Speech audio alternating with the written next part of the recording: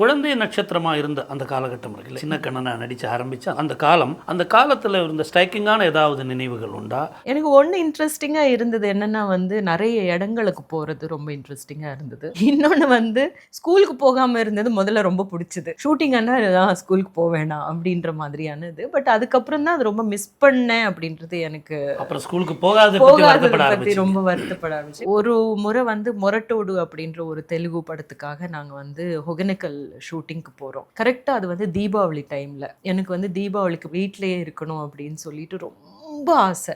நான்லாம் கடவுள்ல நம்பிக்கை விட்டது அன்னைக்கு தான் நெனைக்கிறேன். அவ்ளோ ப்ரே பண்ணேன் நான். And I believed that I was Krishna at that point of time. Because எல்லாருமே சொல்லியிருந்தாங்கல்ல, நீ கிருஷ்ணனா நடிச்ச, நீ ஒரு தெய்வ ரூபமெல்லாம் அப்படின்னு சொல்லி.